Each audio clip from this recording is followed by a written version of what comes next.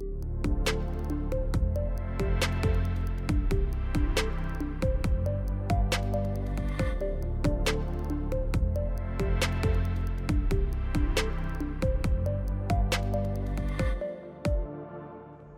and welcome to The Solar Panel, the podcast focusing on all things ESG within the warehouse, fulfillment and logistics sector. Joining me today to talk about hydrogen fuel cell forklift trucks is Adam Keenan, Business Development Manager at Intelligent Energy. Hiya, Adam. Hi, Tony. How are you doing? I'm very well, thanks. Yeah, just fighting off the tail end of the latest cold from nursery school, but glad to be here. Oh, it does go around this time of the year, doesn't it?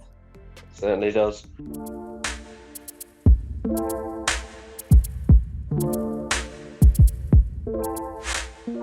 Hydrogen fuel cells then.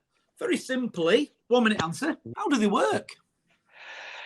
Well, in essence, they work exactly the same as a battery-powered forklift. So the fuel cell packs that we developed with our partners, they are direct replacement for the existing batteries. They provide 24-volt power to the forklift truck, so it knows absolutely no different. The operator knows absolutely no different. It's I say they are just electric forklifts ultimately. And do they fit in the same space the battery pack comes out of? They do. So yeah. So the system that we've designed in conjunction with our sort of partners in Germany, FES, they are purposely designed to be a direct plug and play replacement for the existing lead acid or lithium batteries in the Class 3 trucks. So they use exactly the same connections to the trucks, so either the Rima or Anderson, whichever those are two standards that are generally used, can be spec'd with either you slide the battery out, you slide the power pack in, you can make that connection, and away you go. As I say, the truck knows absolutely no different. It gets 24-volt power, and it's happy as Larry, just chugging away. No modifications. You've got kind of various benefits and things that we'll come on to through this session, but things around kind of recharging, refueling time, reduced space requirements, and all this kind of stuff as well. Well, I'll tell you what, let's go there now. Look it up. Do they fuel up like a car, or do you have to put one of those red bottles on the back of the truck? They're like a car, effectively. So we've got videos on our website of them in use at BMW out in Germany in their factories. But essentially, you pull up to what looks like a petrol pump inside the warehouse. I'd say one of these pumps can serve kind of 50 odd trucks. So they're, in terms of the footprint, very compact. Yeah.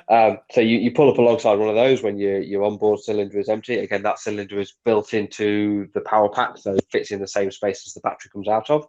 You connect your hose. The system then sort of does a pressure check, make sure it's happy, refills that cylinder. 60 seconds later, you disconnect it, and away you go again for another 8 hours. So it's very efficient in that respect, both in terms of that time saving in the refilling, and also that space saving with having just that one fueling station that can do the majority of a fleet. And you've got what, a hydrogen tank outside the building somewhere? Yeah. So you've got kind of two options. Well, I say two options, two main options. There are kind of various nuances within each of those, but the ideal situation for kind of conversion to hydrogen is where you've got your solar panels from ASG, of course. But if you've got solar panels on site already, or you are going to be investing in those renewables anyway, you can where you overproduce in the summer.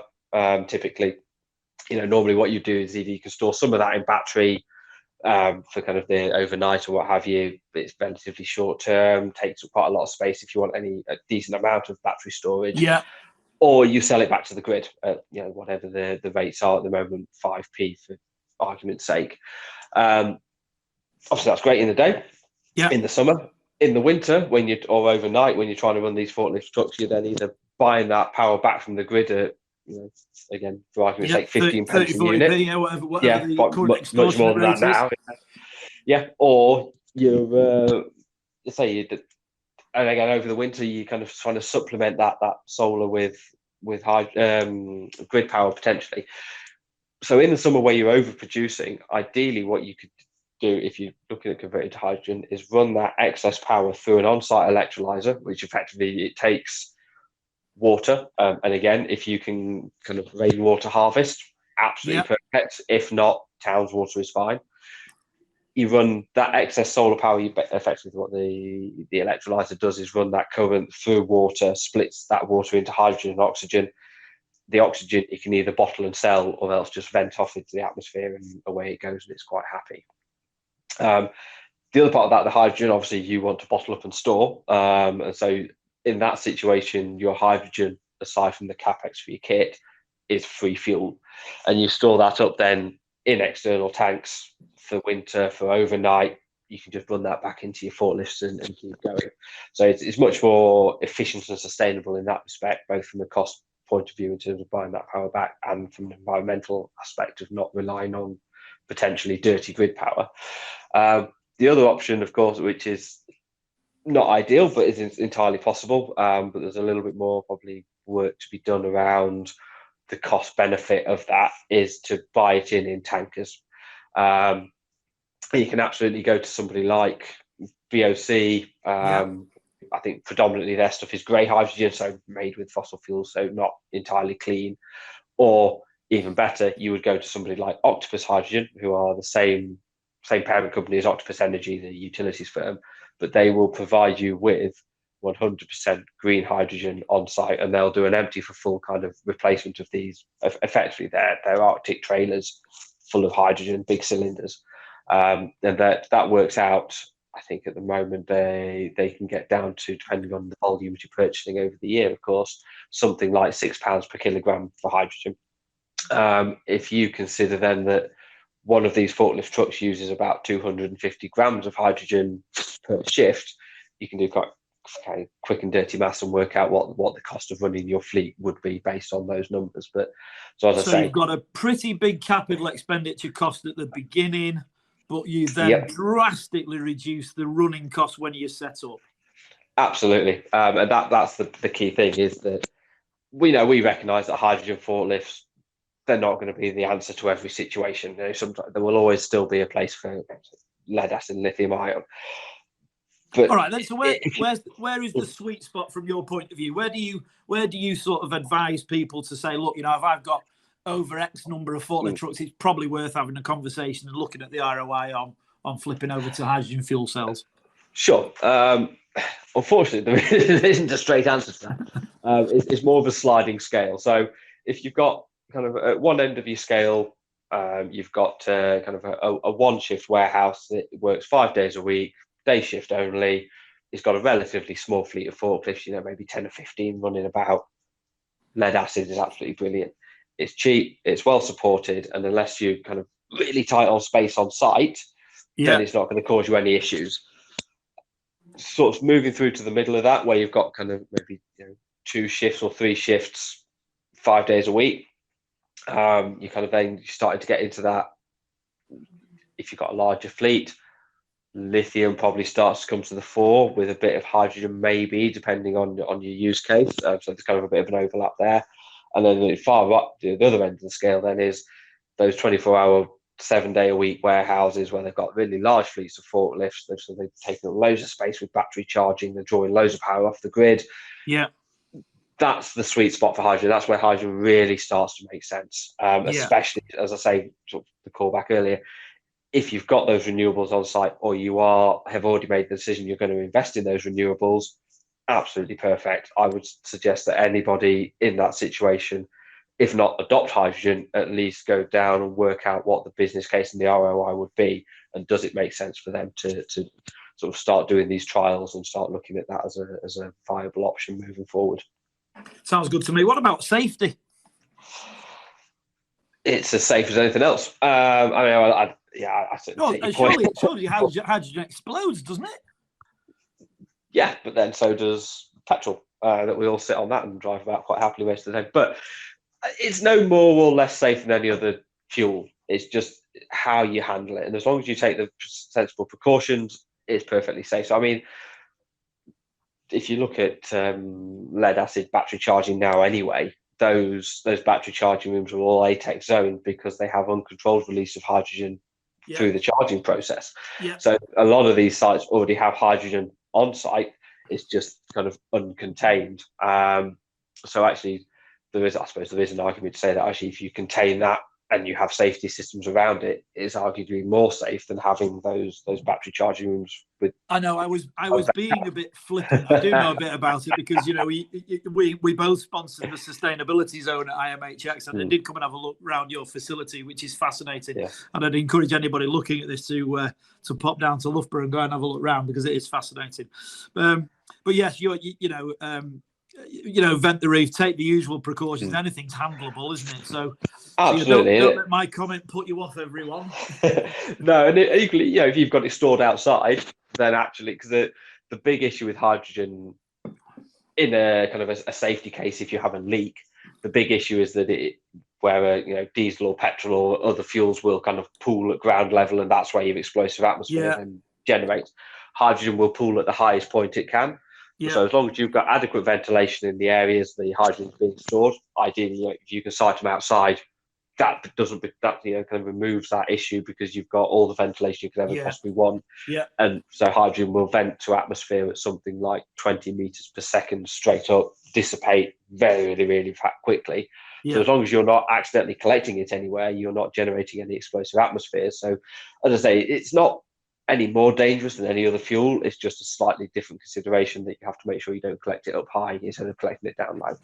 And again, non-sparking tools, no smoking near the tanks, all these kind of things that you would normally do. Like if you've got LPG tanks on site or something, you'd have a very, very similar considerations there. So it's perfectly safe as long as you're sensible. And it's not rocket science because there are no rockets. No combustion at all, in fact. Indeed, unless something's gone horribly wrong. We're not talking about hydrogen combustion engines, are we? We are literally talking about using hydrogen to create an electrical circuit to provide power in the normal way. Exactly that. So it's an electrochemical reaction. So effectively, in very simple terms, what we do is we have stored hydrogen. So it's really quite high purity. We run that through the fuel cell. Within that fuel cell, we have catalysts that split that hydrogen atom into protons and electrons. This is where the engineering witchcraft that I'm not completely au fait with, at a very basic level, but effectively we have a semi-permeable membrane within these cells. And they will allow the protons to pass through, which are kind of positively charged, whereas the electrons can't get through, so they're forced effectively round the circuit. Obviously, of electrons is electricity. So they come back down onto if you think of the fuel cell as a battery, they come back down to the negative side, where they rejoin those protons that have passed through the membrane, reform hydrogen, and then we mix that hydrogen with air, oxygen coming through from the air, and it's just vented out into the atmosphere. And that's where the water comes from. Yeah, very, very small amount of water vapor. I mean, it's not like you're going to have condensation dripping off your racking or anything like that. It is really a tiny, tiny amount. Yeah. And that just disappears off into the atmosphere and is not a concern anymore.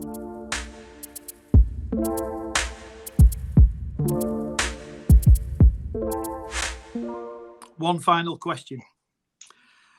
Is this technology going to take over the world? Are traditional trucks going to become obsolete? Well, the optimist in me says yes, but the realist in me says... That's because you're in sales, Adam. It is, and I'm in sales for hydrogen fuel cells, of course. But no, the realist in me says absolutely not. There will always be a place for lead acid, for lithium ion, and for hydrogen. Talking to the forklift truck manufacturers that we do from time to time, a lot of them are saying now that their current range is the last range that will include combustion engine vehicles. So their future ranges are going to be fully electric. In that, for the really large stuff, your 6-8 ton trucks and the container handlers and those really, really big and kind of bespoke type kits, batteries aren't going to cut the mustard. So I think that's where fuel cells make an awful lot of sense in terms of the power requirements. But again, on that sliding scale, small warehouses, small fleets, investing in the hydrogen infrastructure, the payback and the ROI in terms of the benefits that hydrogen brings just aren't quite there yet. In the future, maybe, as with everything, as it becomes more widely adopted, it gets cheaper. But certainly, I think that in those situations, if not lead acid, then certainly lithium ion will absolutely still dominate. And then, as you say, as you move up through the more intense use into the more kind of the bigger, more bespoke kit, hydrogen starts to make more and more sense. So much like with the kind of road going vehicles, I think batteries for personal cars are great. I've got an electric Mini. I love it. I know you drive a Tesla. Absolutely fantastic. I do. I They like make my Tesla. they make a lot of sense for kind of how 90% of people use their vehicles. They don't make so much sense for HGVs. So very similarly there, I think you'll have a split of, hydrogen for the heavy duty, hard to abate sort of sectors, batteries for the lighter domestic kind of use. So I think you'll always end up with a blend of technologies, and you will pick. It certainly looks like the big lorries are going to go down the hydrogen, either combustion engine or fuel cell route. I've heard that several times now, and it does sort of make sense. So I think the other thing hydrogen is going to be good for is probably air travel. But I don't think, in other things I don't think it fits, but it seems to work well, in those sort of areas, I think. Yeah, and as I say, it's those hard to abate sectors. I think hydrogen for air travel, I know there's a lot of noise and interest in it, and I think it will come in the future. Probably not quite there yet. I think sustainable fuels, the SAFs as they call them, I think will be a really good stopgap. As we move forward into kind of what the super clean hydrogen version of that looks like. But yeah, absolutely, it's going to be those hard to abate sectors where hydrogen really takes off. So HGVs, aviation, really heavy goods, MHE, and then it will start to filter down as those sectors adopt. It becomes cheaper. It then makes more sense, sort of further down that sliding scale, up to the point where you then run right into batteries, and below that it doesn't make any sense. Batteries are still king. So there will always be that mix, and as I say, you will absolutely choose the best solution for your situation of what's going to give you the best return on that investment, the best bang for your buck. Coming back to the warehouse sector, I know from a conversation I had with somebody last year, one of the country's biggest forklift truck companies is working with an end user, looking at putting a lot of solar on the roof and putting an electrolyzer on the yard in order to run hydrogen trucks. Are you seeing this as a possible sort of technology to be getting going in the next year or two? Absolutely. In fact, I think we're kind of there now. So obviously we have our system or our fuel cells for a little bit of context, for anyone that's obviously not hugely familiar with us, we manufacture the fuel cell unit itself only. That's all we do. In essence, it's a small black box that doesn't look very exciting, but it produces power from hydrogen. So what we do is we work closely with our customers and system integrators to then take that box and fit it alongside the control systems, the hydrogen storage, everything else that it needs to work. So in the forklift truck case, that's a German company called FES. So based out in East Germany. They have very good relationships with like Audi, Volkswagen, BMW, Mercedes, because their background is in automotive component manufacture and drive chain development, which is where this hydrogen thing came from. So they build the system, and we have some of those systems now already running at BMW factory in Leipzig, and they do exactly that. They have, I think, five, 6 wind turbines now, really quite large wind turbines that they use to power their factory, convert to hydrogen, run the AGVs and the tow tractors on site. And the conversations that we're having with UK end users are exactly that, where they've already got solar or are investing in solar, having those conversations and working with them to understand, well, what are your costs associated with running your fleet as it is now on lead acid or lithium or whatever it may be? What are the costs of that? What are the drawbacks of that? So where are your pain points? Is it you're running out of space on site, and actually if you can convert all of that charging room space over to racking, that would be really useful to you? Is it that the costs of charging overnight are getting prohibitive? Whatever those point parts are, we can then start to pull out, okay, well, hydrogen either can address those or it can't, and then we move forward. And if it can address those pain points, we then start to look at what would be the cost of running your fleet on hydrogen. So both the upfront cost and the ongoing cost, and then you've then got those two numbers. You can say, well, actually, okay, it's more expensive up front, but ongoing, we make those savings back and it pays for itself in 5 years. So where our normal lease will be 7 years, we're paying it back quicker. Or it might be actually that it comes out the other end and you say, for us, that upfront investment in hydrogen, the payback is 16 years down the line. It makes no sense. We'll stick with battery, and that's absolutely fine. As I say, we're very open about that, and we will show you all the numbers, and we will show you how we've arrived at the kind of the figures we have. So we're very transparent, and we will say yes, no, it makes sense, it doesn't. So in summary, then, because I think our time is nearly up, it is a technology for now. We can, you can look at it, you can deploy it straight away. It's worth considering and understanding at all levels of operation, warehouse, logistics, fulfillment. If you're a larger user, it's definitely worth understanding it as part of an energy strategy, and also alongside it, understanding the practical benefits and the carbon reduction that would come from it would be staggering. Yes, Does that absolutely. just about sum it up? I think so, yeah, nice and succinct. As I say, anybody that is interested, is curious, wants to find out more, please do get in touch. As that ROI work, we're happy to support through. We don't charge for that. But I say we're very transparent. We'll give you all the information at the end of it and say, this belongs to you. Do what you want with it. But I don't think I've much more to say, really. You summed it up really quite nicely, Tony. Well, that's the idea of summarising. So all that's left for me to do for this edition of the Solar Panel is to thank my guest today, Adam from Intelligent Energy, for sharing his knowledge. Thanks, Adam. Really appreciate it. No, my pleasure. Thanks again to the producer and marketeer extraordinaire, Carol Swindells, for all his help putting this podcast together. As my daughter reminds me, if you've enjoyed this podcast, please like, comment, subscribe, and hit the bell. My name is Tony Gresty. That was the Solar Panel Podcast. Until next time, I hope the sun keeps shining. Do have a great day.